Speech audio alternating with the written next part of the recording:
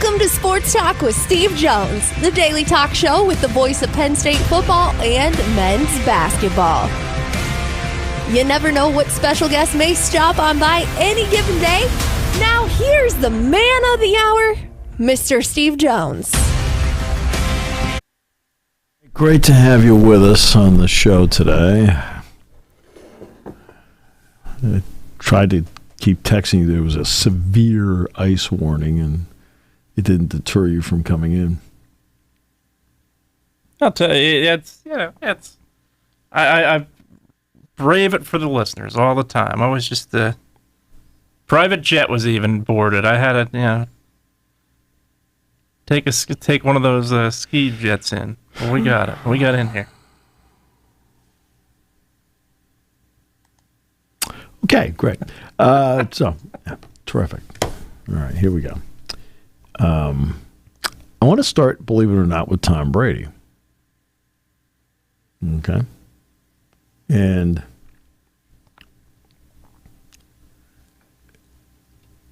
to be honest with you, he's an easy target. I actually think he's pretty good. I do too. Yeah, absolutely. I do too. He adds to the game. There's no question.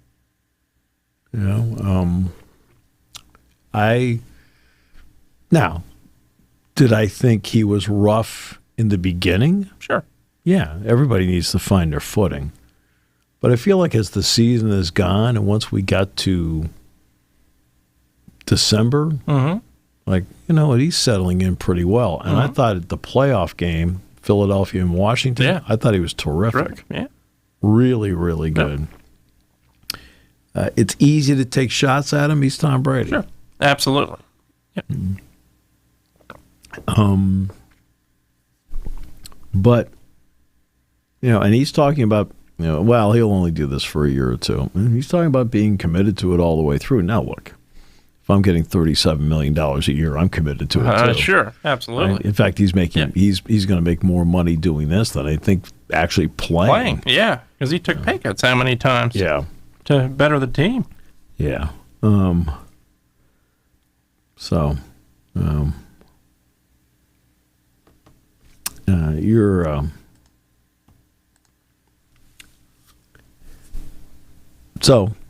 Kevin Burkhardt will do a great job because Kevin Burkhardt's just terrific. Yeah. Fox got very lucky, as I think I made this point before. They were very lucky when Joe Buck left because you've two absolute greats in there. You got Burkhardt, obviously, in football, and you have Joe Davis in baseball. Yeah. They all both do an outstanding job. That's what happens when you have depth. Yeah.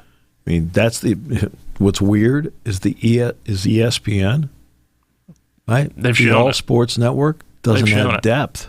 They've shown how many times did they have to shuffle the Sunday night baseball lineup when John Miller, Joe Morgan left? I mean, for God's sakes, and leaving was not their decision either. Okay. That's the other part of it. Yeah, but they have a simple solution sitting right there. Yeah. Hire Sean McDonough. Mm-hmm. Yeah. I mean, you have a simple solution sitting right there.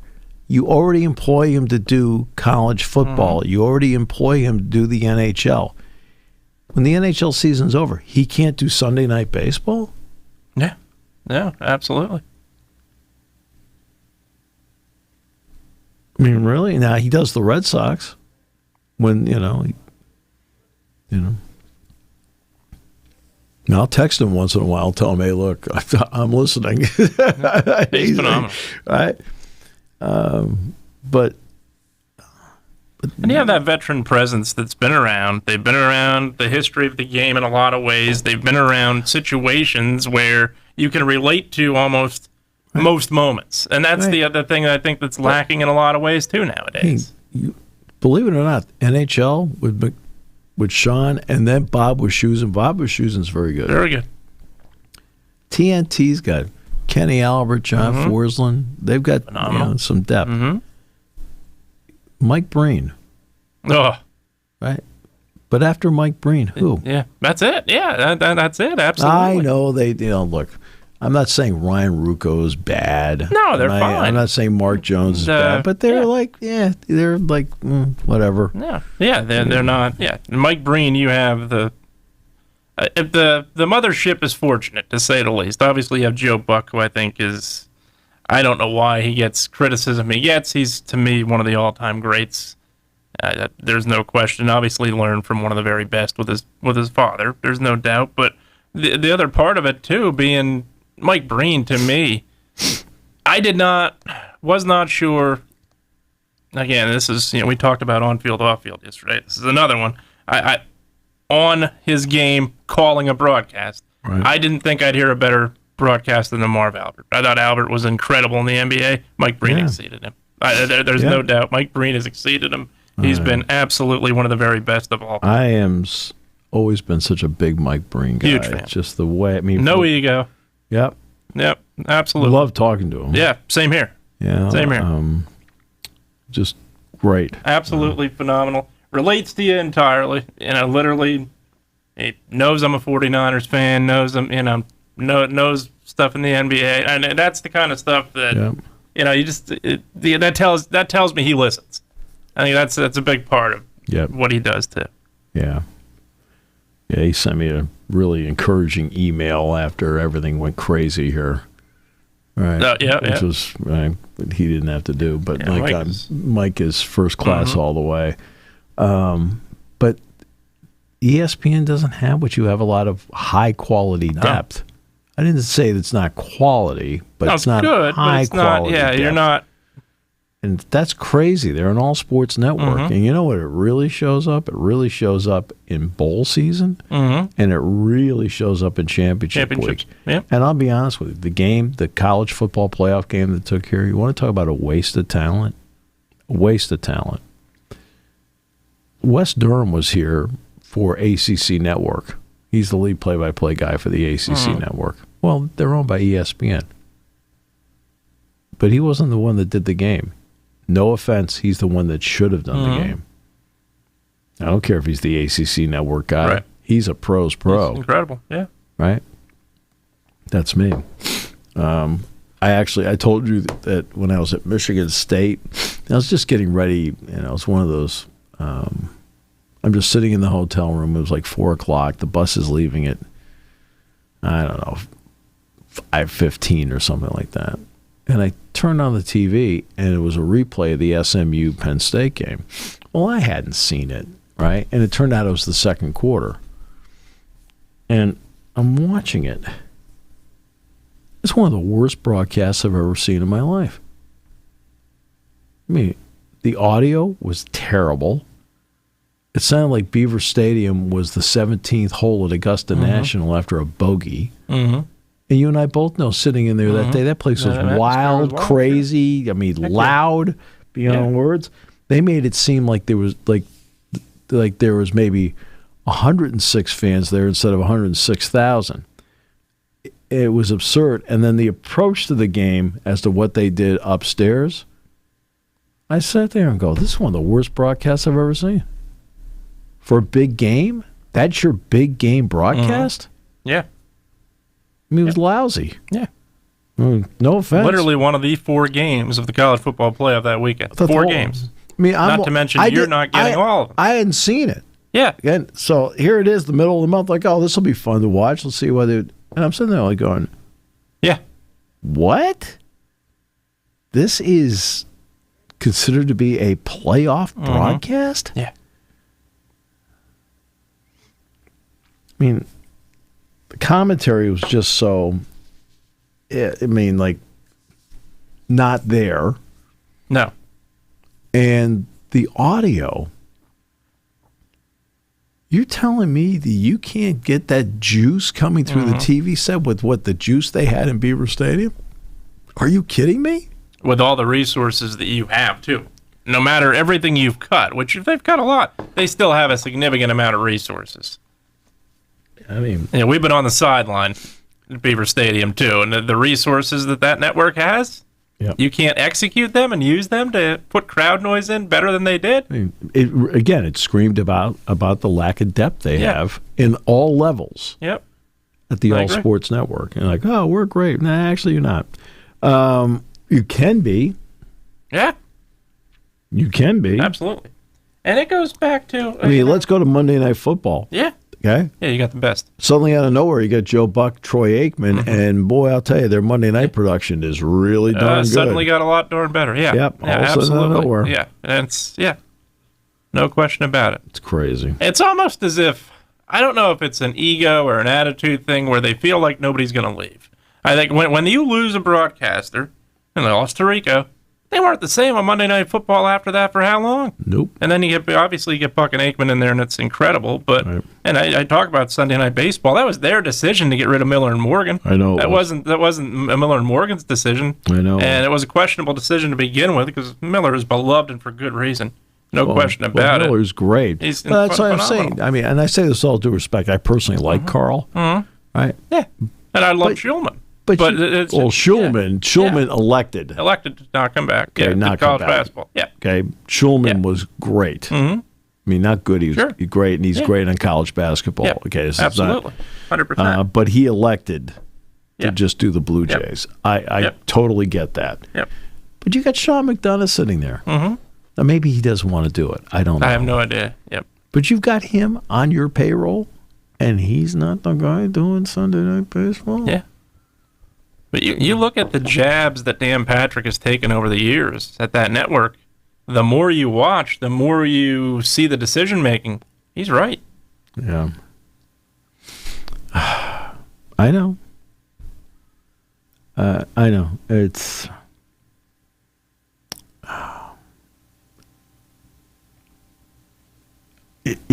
interesting. I know that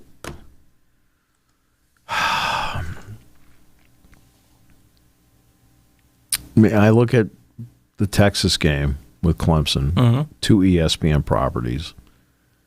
I look at the Notre Dame, Indiana game. So now you have Notre Dame, so that's good. Yeah, Indiana's not a property, and you have Ohio State, Tennessee. You have one. Same thing here, but it's the ACC, which is not their highest priority. No, right, and a non-Big Ten property. They just whatever. Yeah. You know, now the NFL played a role in some of this stuff too. No doubt. Yeah, because they would not miss their schedule. Yeah, which is ridiculous. But all right, so the NFL being the NFL.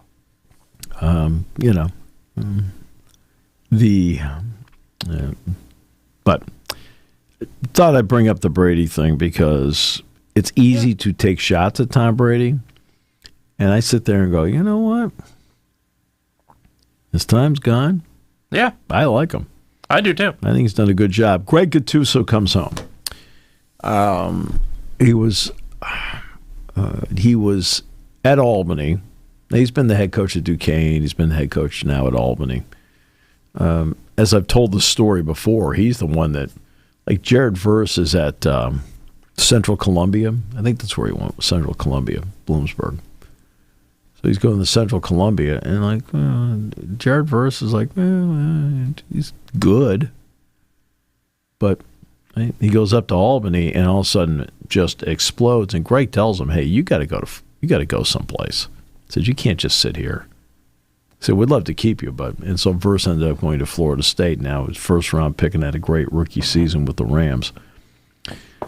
Greg's coming back in, and I was on Roger Weiland's show in Albany a few times during the season, and I always would relay messages to Greg. Hey, just tell Greg I said hi, I said just making sure how he's doing. Roger would get back to me. He says, "Oh, Greg's, And I said something. I said, when you're doing the pregame with him for his weekly show, I said, ask him about the Magic defense. Gattuso, I think, had like 3 interceptions in his career. Because what they do as a defensive tackle, they dropped him in coverage. As a DT, not as a defensive end, as a defensive tackle. He got dropped into coverage. I think he had like 3 interceptions in his career, something like that. But getting him back here, the guy really knows how to coach. He's going to help Dion out a lot, especially with the interior guys. Absolutely. Now, Dion's a terrific defensive line coach. But we're at the stage now with the doors opening that, like Dan Connor really is the one coaching the linebackers. Danny O'Brien in reality is the one coaching the quarterbacks. Yeah. Because you're allowed to do all this now, which is what they should have done a long time ago. When you have 105 players on a team, 120 previously, maybe 125, 124, you just can't sit there and do it with 11 coaches. You can't. No. Right? The groups are too big now. Right? You want to be able to give them some individual effort, time, so forth. You can do that with more people. Right? They do OTAs now in the off season. Coaches should have more contact with their players, not less. Not less. I agree. And there's so many antiquated rules that I thought were antiquated back in the day. And this was one of them. I've said on this show, going back to when I started doing talk shows in this area in 1983, maybe somewhere. And I'd from time to time mention coaches should have more contact, not less. Come on. It's ridiculous. I agree. And now we're getting that. When you look at college basketball, now it's a smaller group. I understand that's smaller. But they've always been allowed to be ahead of the curve. Off season, 4 hours a week, getting in the gym, doing whatever. In other words, being with them. Right? College football, no, can't do that. Can't do an OTA. Limit the practice hours, limit the pads. Like, come on. My favorite's when they have to be out there without a ball. Jeez. Like, really? Really?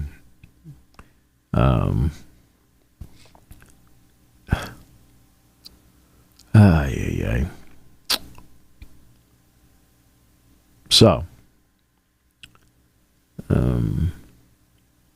yeah, I thought we'd get into that a little bit. Greg Sankey has called out the college football playoff. It was on Paul Feinbaum's show. To Sankey, the NCAA now has an understanding of what the 12-team playoff model looks like in a reorganized set of conferences. He specifically pointed to one issue he hopes to resolve shortly. The seeding issue, particularly moving teams into the top four, needs to be looked at deeply. And he's right about that. 100%. I agree with that. And we pointed that out. The top four seeds should be the top four seeds. Teams. Yep. Right? Absolutely. Again, let's go back to the example basketball sets. You can win the Big Ten Conference, right? Let's just say Michigan State does it. Right. Michigan State would say they win the Big Ten Conference tournament and the regular season championship. That doesn't mean they're a one seed. Right. That doesn't mean they're a one seed. The one seeds could be, let's just pick teams, could be Auburn, could be Tennessee. You could end up with Houston. And let's see, it would be another one seed. You could pick out Duke. Well, that doesn't mean Michigan State's a one seed. Right. Right. I put two SEC teams on the one line. Now I'm just doing it off the top of my head, happenstance here. But it actually ends up a good comparison. Right, which means it doesn't mean because one of them's not going to win the conference tournament. Yep. Right? Exactly. But they could be one of the four best teams. But they could one of the country. Four best teams out there and be on the one line, and suddenly Michigan State's on the 2 or 3 line, depending on how the season turns out. All that matters is you get in. Right? You should not have the privilege because you won your conference championship. And I feel the same way about the NFL. The NFL should be 1 through 7 on each side. It should not be, hey, good news, the Seattle Seahawks are going to play the New Orleans Saints, and the Saints, who have a way better record, have to go to Seattle to play, and the Seahawks are 7-9. Too much. Yep. Right? I mean, they do it wrong as well. But he's right about that. But the part about this is, let's remember something. Greg Sankey can complain about it all he wants. But if I recall correctly, the 4 names of the people who put together the 12-team model were Bob Bowlesby, Thompson, the Mountain West Commissioner, Swarbrick, Jack Swarbrick, who at the time was the Notre Dame athletic director, and who was the other guy? Oh, Greg Sankey. Over here in the back. You're the one that crafted it. You sat in the room. Right. Yeah. I didn't say he's not smart, but don't complain about something where you were actually in the room for every meeting. What, did they blindside you with this? I mean, come on. Yeah. Now, you do something one time through. Right. And look, it's a trial. And Clemson ended up being the ACC champion by winning the game over SMU, but they were the 12 seed. That's where they should have been. All right. With all due respect, Penn State played Boise State in the Fiesta Bowl. Boise State should not have been the 3rd seed. No, Arizona State shouldn't have been 4 either. No, and Arizona State definitely shouldn't have been. No. No. You got the 1 seed right, obviously. And, just lost to a hungry Ohio State team in Oregon. But other than that, I'm not even 100% sure Georgia should have been the 2 seed. I feel like they had a very up and down roller coaster year, and I think there were teams better than Georgia, and that was prior to them losing to Notre Dame. Right. That's not a knock on the SEC. I just did not think they were the 2nd best team in the country. And that was with a healthy Carson Beck. Right. Yeah, but you're right. I think it is trial by error at that point. You try to see how something works, and it did. I think from the 12-team playoff certainly works. Team that would not have been in the field of 4 won the championship. So that part of it works, but the other part of it where, you're seeding to me the way, as you said, the top 4 teams get the bye, no matter what the conference is, no matter where they're at. But I think from a ranking perspective, the 4 best teams, the top 4, should get the bye, no matter what. If it ends up being Penn State, Ohio State, Oregon being 3 of the 4, well, Penn State would have actually had the bye. They were 4 in the last. Yep. Now it worked out great because they played the game here. Yeah. It was one of the great experiences fans have ever had here. Absolutely. Without question. Yeah, for many. It's for many their first playoff experience. So. Well, obviously first playoff, but first playoff / postseason experience. Yeah. It's, well. So, he's registered his complaint. He's not wrong about the seating part of it. I agree. But over here in the back, weren't you the one that was in the room with Craig Thompson? It was Craig Thompson. I think I said Craig Thompson's his name. With Craig Thompson and Jack Swarbrick and Bob Bowlesby. Where leadership steps in and says, I know I did this, but I was wrong. So let's do this. Yeah. Like, Greg, you, A lot of times when you do that, apology will be accepted very quickly. You are part of the group that said, let's try it this way. At some point, you had to sign off on it. Mm-hmm. Just me. Just thought I'd bring it up. Jimmy Butler's a warrior. Do you care? No, this guy's been a headache everywhere he's been. It's obvious when you look in the mirror, there's where the problem lies. He speaks highly of you. He might, but he is. He was not a headache in Philadelphia because he just didn't have long enough to be a headache in Philadelphia. This is a guy that absolutely caused problems in Chicago, caused problems in Minnesota, caused problems in Miami. So I absolutely don't care. I think the Warriors have obviously even with Myers leaving, it hurts them last year or the year before, whatever. He's actually a pretty good analyst. Yeah, he's solid.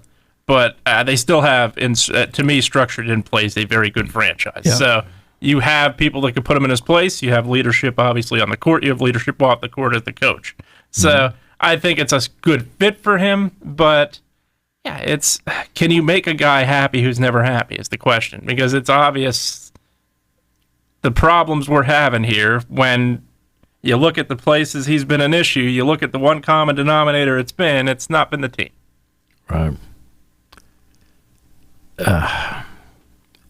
He is one of those guys that gets a lot of credit by ESPN. Again.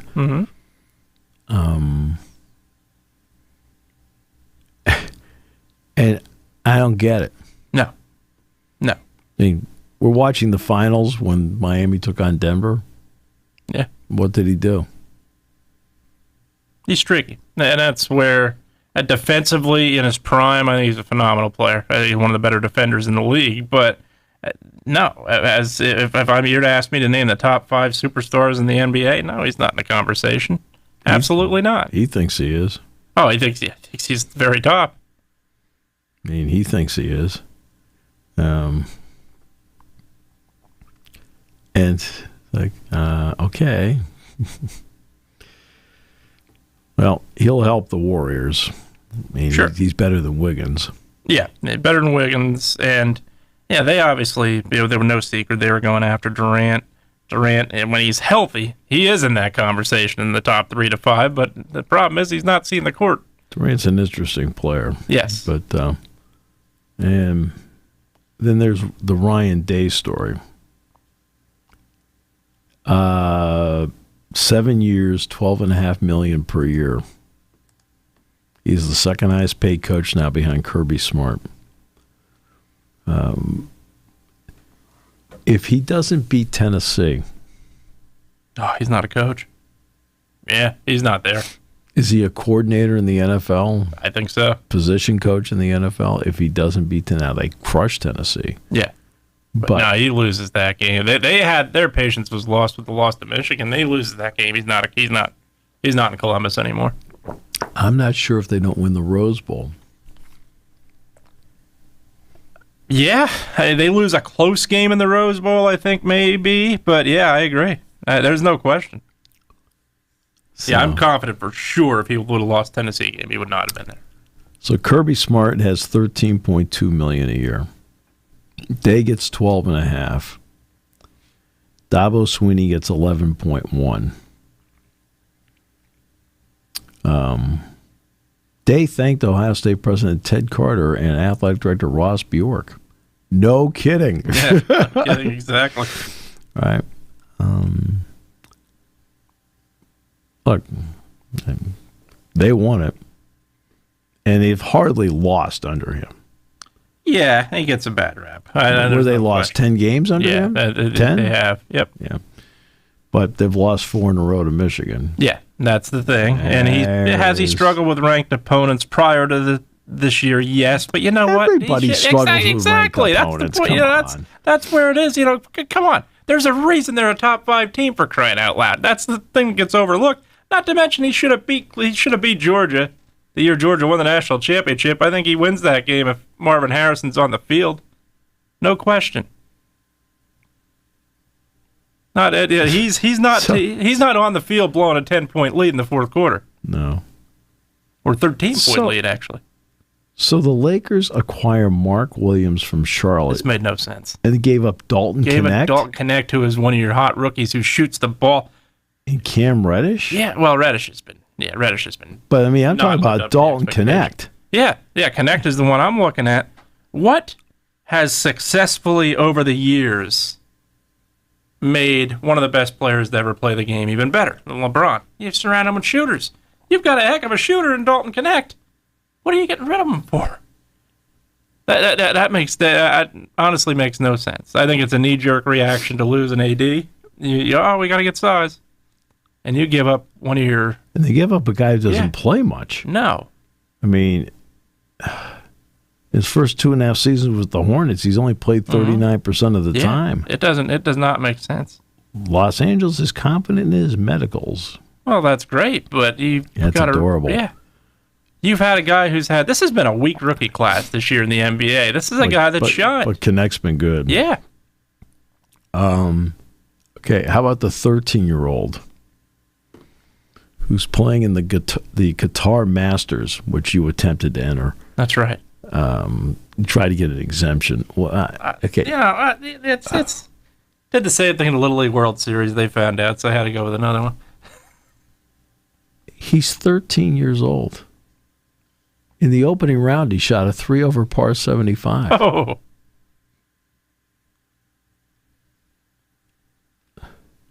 That's awesome. That's incredible. That's absolutely awesome. His name is Danil Sokolov, a Russian national who represents Qatar. He actually was born in South Korea and moved to Qatar with his parents when he was 5. Now, last year he played in the thing, and he was 12. He shot 78 and 82 and missed the cut. That's still pretty darn good. At 12? At 12? Good Lord, at 12, I was trying to hit a baseball. I was luckily hitting a baseball. You were trying to do that last week. It was sad. It was sad. Trying to shoot a basketball, too. It was awful. Mike Rhodes would not have been very proud of me. There are other reasons, too. Well, there are, but yeah, he also could say, hey, I instructed you at Lebanon Valley basketball camp. What the heck were you doing when I was instructing? I may talk to Mike and find out if he gave up on you.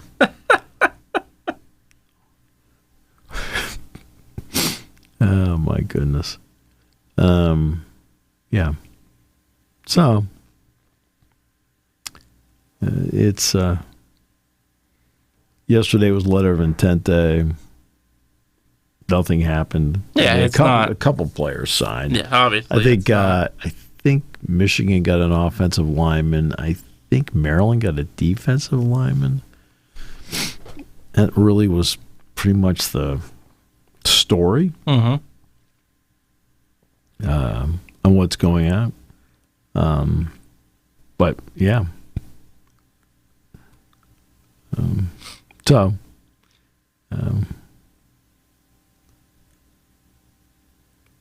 It's a crazy time.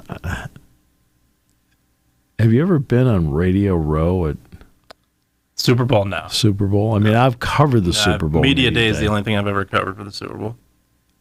I mean, you can get good stuff out of it because there are enough good questions asked obviously. out there. Yeah, and you have a lot of people walking around. It can be great guests. For every Peter King, though, you get like 5 other people going, why are you here? Yeah, why are you here? Exactly. You look at Super Bowl opening night, you ask that question quite a few times. Did you watch that this year? I watched highlights of it. I think there were some good questions. There were some absolutely atrocious, you had no business being here questions.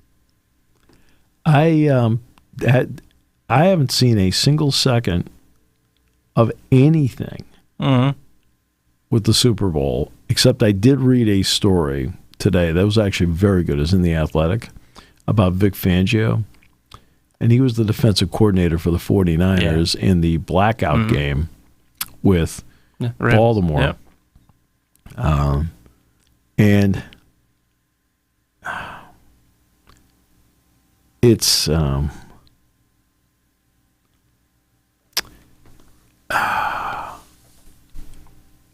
guess what he did was this is before they went to New Orleans.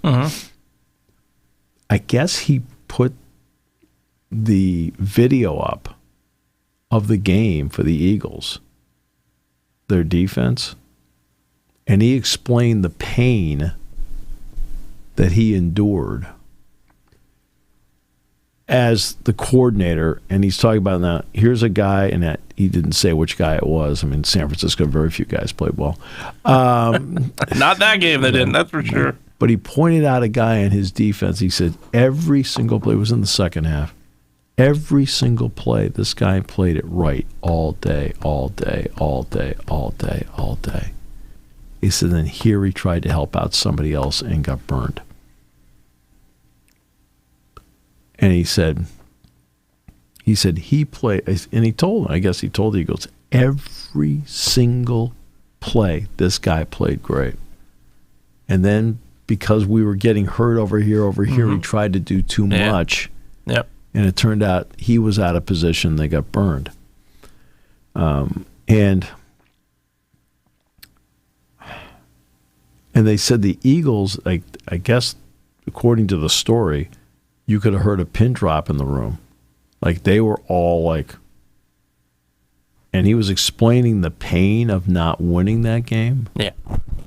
And he was explaining to them about, look, you're going to go through the hoopla of the week. You're going to be interviews. Because, yesterday, look, people don't realize, yesterday is the first time that since the teams got to New Orleans, they practiced. Yeah. Would they get there Sunday? They did this Monday night thing. Yesterday was whatever, meetings and so forth. I don't know if they had any media yesterday or not. Maybe I know. I think it may have been the TV meetings yesterday, right? The TV meetings, I think, were yesterday with Fox. So they get to talk to Tom Rinaldi, Aaron Andrews, Kevin Burkhardt, Tom Brady, the producer, and so forth. And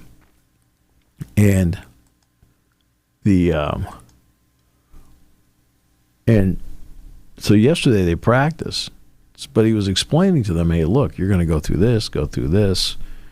And he said, but when it comes time to lock into the game, lock in a play at a time. Do your job. And he was trying to explain that to them. He said, and the players, and talking to them later, they the pain, because I think it's the only Super Bowl he's coached in. Yeah. Right? Yeah, because he went right to the Bears. And and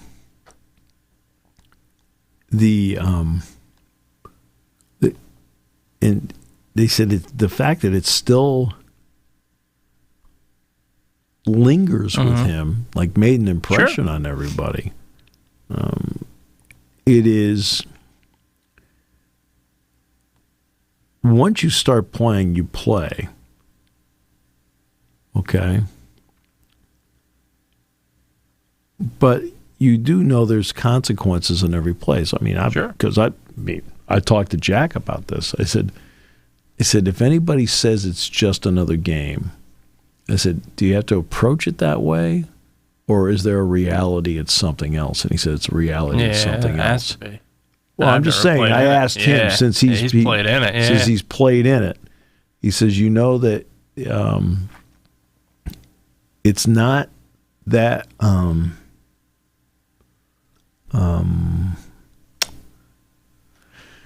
It's not, how do I phrase this, that you don't know you're playing football. There is a realization in the back of your head, there's a consequence to every mistake you make in a game like that. He says, now you have to play. He says, but, you also have to make sure that you're not trying to overthink it, but, because Stefan Wisniewski, and I talked to him about playing in the game, and and he never played for the 49ers. Let's see, he has rings. What? No. He let me know who won that. He let me know who won that game a couple times. Yeah. Well, Philadelphia and with Kansas City is the one, yeah. Right. Obviously, Philly won, yeah. And he said you go through all of it. He said, but when the game starts, he said, and I think it's a little different for an offensive lineman as opposed to somebody who's exposed in the field. Yeah, in the field and coverage, yeah. He says, you do your assignments. He said, you try to be precise with it. He says, but you do your assignments. Because he was kidding around with me, and he said, so I think it was the Fiesta Bowl. He said, ready for the game. He came up to me and said, oh, yeah, I'm all set. I know what I'm doing. He goes, you're never nervous. I said, no. He said, I'm ready to go when the game goes. It goes. He goes, when you're prepared. And he looks at me and he says, just another game. I said, I know it's not just another game. I said, making it bigger than life is not gonna. I said, you want to go in and be loot. I said, I want to go in what we do and just do what we do. I said, I didn't put any more information in. I didn't overload it. Yep. I did exactly like the exact same preparation I did for Kent State. I did for Oregon, SMU, Boise State, Notre Dame. Didn't do anything different. Now, I'm just broadcasting. There's no consequence to what I'm doing. Like, these guys, right? And this one, again, well, let's go back to ESPN when they're doing the national championship game. They got too much information. They got way too much. Just do the game. Okay? I don't care if you save puppies on the side of the road. That's you got a 5-hour pregame show. Mention it there. You know what I mean? That's why you got the 5-hour pregame show. You can do the feature on, he went and he saved the entire SPCA. Okay, well, that's wonderful. That's great. Once the game starts, it doesn't matter. Like, I want to know if he made that block to save Mahomes from getting sacked.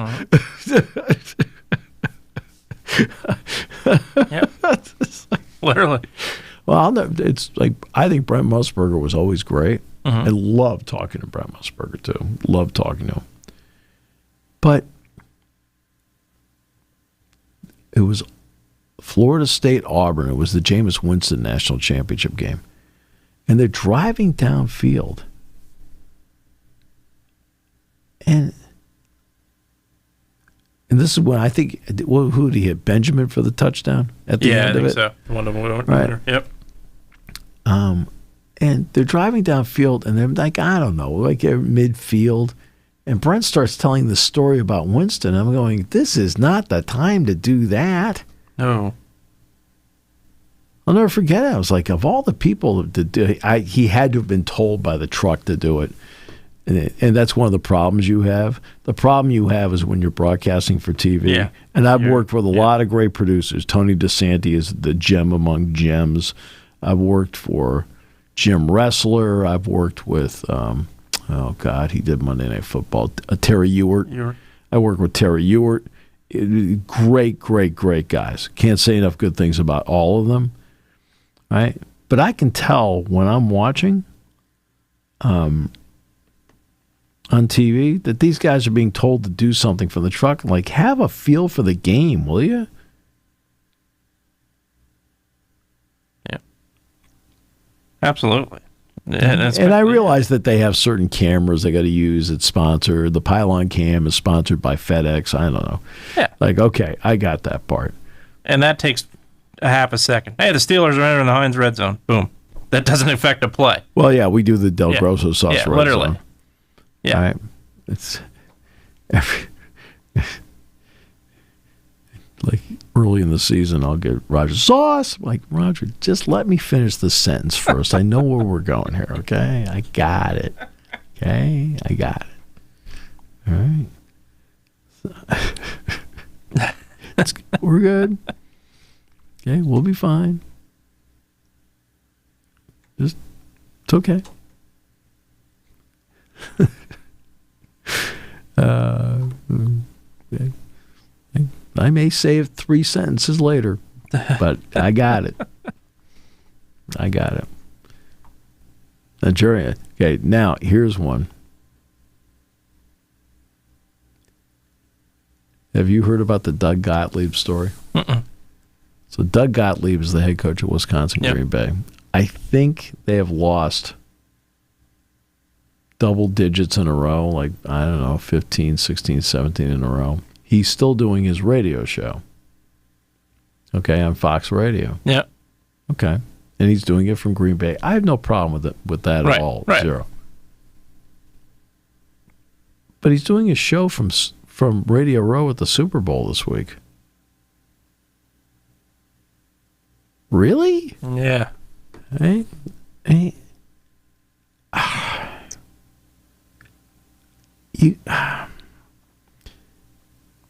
If I'm the athletic director at Wisconsin Green Bay, I'm sure they talked to him.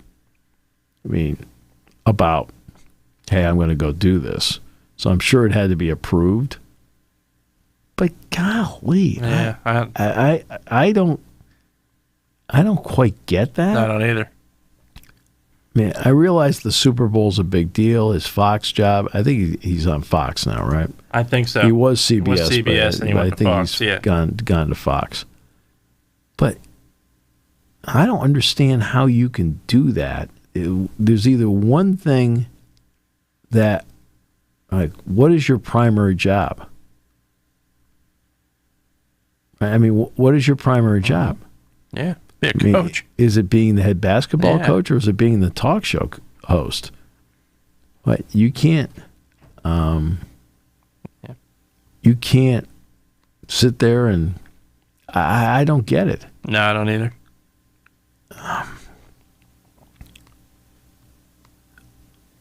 I don't know.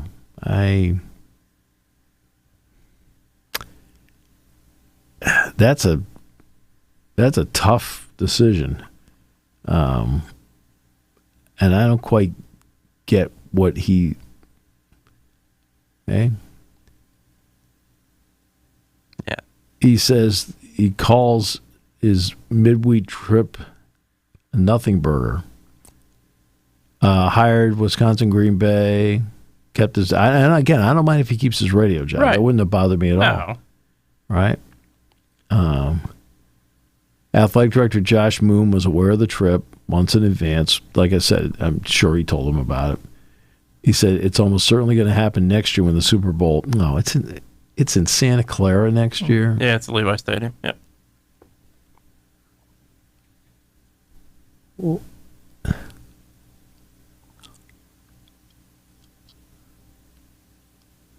so, no practice for Wisconsin Green Bay on Wednesday, which was planned anyway. You have to give him one day off a week. Mm-hmm. He's not going to be able to watch the team practice live on Thursday.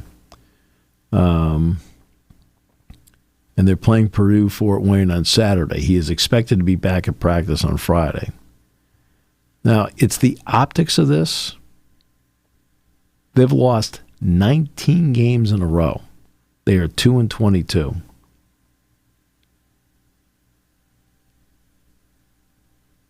All right. I respect anybody who wants to question as to this is the reason we've lost 19 in a row. The simple answer is if you believe it is, there is nothing I can do to convince you otherwise, nothing, zero. Now, it's not as if during the course of the season, just so you know, that there might be a practice somewhere along the line where the head coach is making a recruiting trip. Yeah. Okay, I've seen it over the years. Like, okay, and the assistants run the practice. It's not like that doesn't happen. Of course it happens. Right? Now, how often does it happen? Rarely. But usually it's like early in the year, before signing day, whatever, you know what I mean. And like the ability to do the coaching job and to do the talk show job, I have no issue with. It's probably good for him mentally to do that and sound off and whatever. And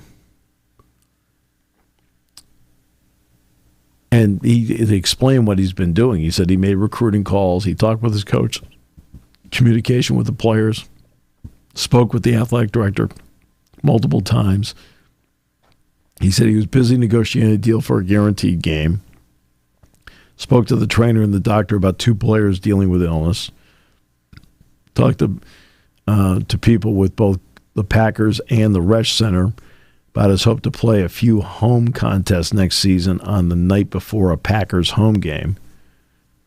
Right? So it's not like he's not doing things, but it's the optics of it.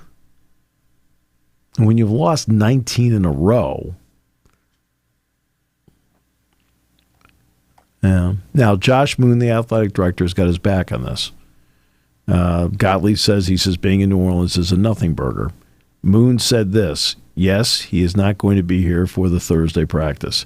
It's not going to be like he's not going to have the time to evaluate and go through and provide notes. And again, that's why you hire assistants. Those guys do the scouts anyway, which is true. Scouting report does belong to the assistant coach. Then we will have 2 days off per week because of the NCAA stuff. Wisconsin Green Bay is required to be off 2 days per week rather than the standard one because of the APR probation it was placed on a few years ago. So they have to be off 2 days. Although the team's grade point average was not an issue under former head coach Sundance Wicks last season or Gottlieb this season, The team finished the first semester under Gottlieb with, to its credit, a 3.32 GPA, the second best in program history. It's just the optics of it. Yeah, absolutely.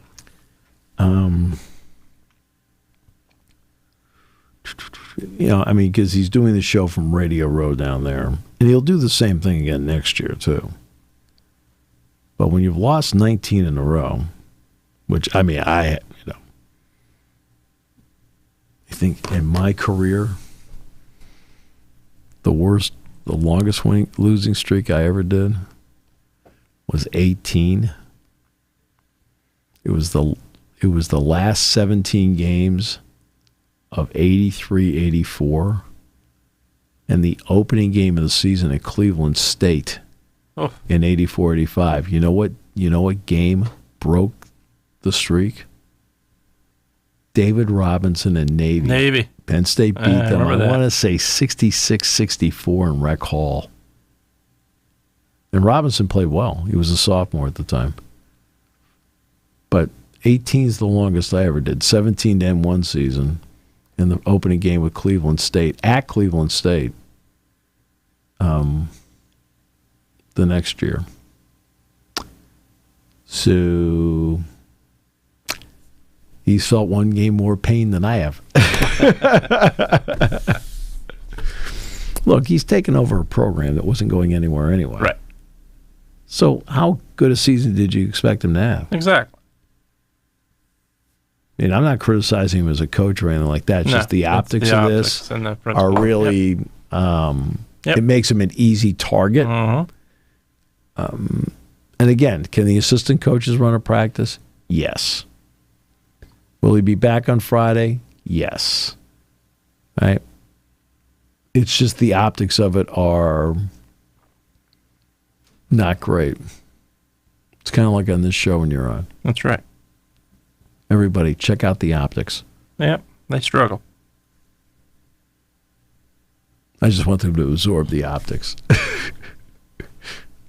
We were going to do 49 good San Francisco seconds, but I think you're out of time. That's right. I don't think there's anything you can say. The Super Bowl, first of all, you stole the Super Bowl so you get another home game.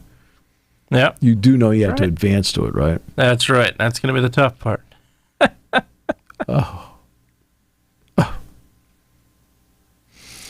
But you got Robert Saleh back. That's right. That helps. That helps. Look what coordinator hires did for the Eagles.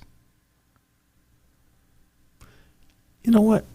No offense. I think Vic Fangio's outstanding. He's outstanding. I've never been big on Kellen Moore. I don't know why. Better than what they had.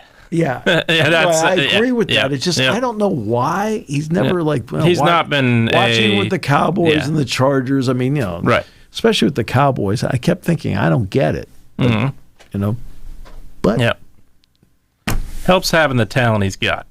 That's an incredible offense. Yeah. Well, if you're sitting there like going, what do we do now? Why don't we give it a Barkley? I got a top 3 running back. I got a top 5 receiver. One of the best tight ends in the game. What do you think we should do here? Football. What do you think we should do here? Give it a Barkley. Yeah. What about here? I think we ought to give it a Barkley. Mm-hmm. Okay. No offense, a lot of people can call those plays. Mm-hmm. The Dick Girardi thing is great. Yeah. Every time Dick and I watch an Eagles game together on the road, give it a Barkley. Give it a Barkley. Give it a Barkley. I'm going to hear that all evening on Sunday when we sit at Santa Anita Park watching the game. It's going to be 68 degrees out there, by the way. Nice. It's going to be very, very nice. So, I'm going to go from ice storm to a little bit warmer weather. Nice. All right. And then it's going to be UCLA Saturday. That is going to be at 4 o'clock Eastern time. And it is going to be 3:30 will be the airtime. And it's on Bigfoot Country Legends? Yes. That's right. Yeah. So, yeah. Well, sort of fun talking to you. That's right.